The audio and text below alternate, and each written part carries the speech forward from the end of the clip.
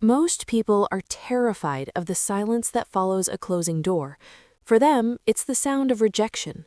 But for you, it has slowly become the sound of a long, overdue exhale. You spent years, perhaps decades, auditioning for a role in other people's lives, only to realize you were overqualified for the part. You weren't looking for a crowd, you were looking for a mirror. And when you didn't find it, you started to believe the mirror was broken. But what if the mirror wasn't broken? What if you were simply trying to reflect a landscape that most people don't have the eyes to see? There is a specific moment in an INFJ's life, let's call it the quiet crossing, where the desperation to be understood simply evaporates.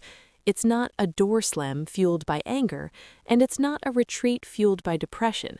It's something far more clinical and, frankly, far more permanent.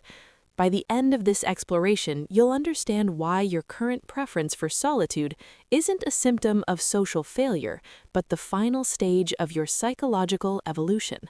There is a hidden tension you've been carrying, a weight in your chest when you're in a room full of friends that we are going to resolve today.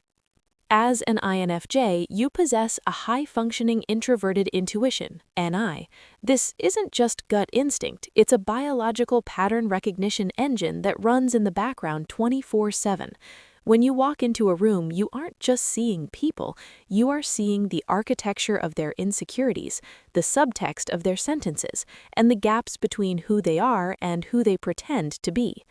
To survive, you learned to be a chameleon. You mirrored their depth, or lack thereof, to make them feel comfortable.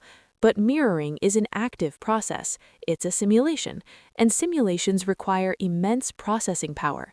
This is the chameleon tax.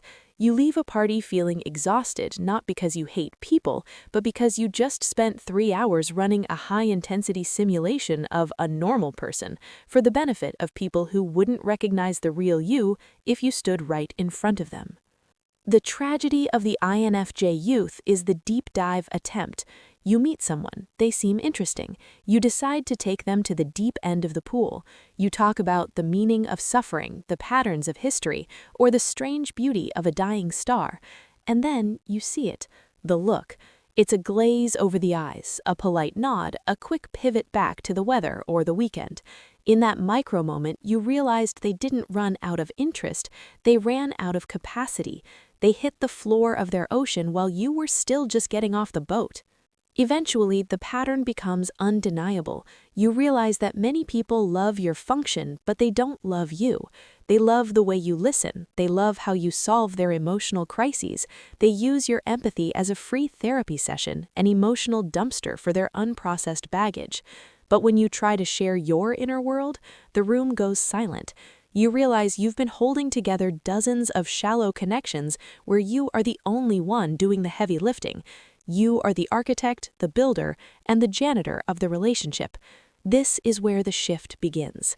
One Friday night, you stay in, and for the first time, the lack of company doesn't feel like a hole, it feels like a boundary. You realize that your inner world isn't a lonely island, it's a kingdom. When you stop outsourcing your sense of wholeness to people who lack the tools to perceive it, the energy you used to spend fitting in returns to you. This is the alchemical shift. You begin to treat yourself with the same deep, nuanced curiosity you used to waste on others. You find that a book, a walk in the woods, or the quiet company of a pet offers a higher return on investment than a dozen superficial friendships. This isn't about being a hermit, it's about raising the cost of entry to your life.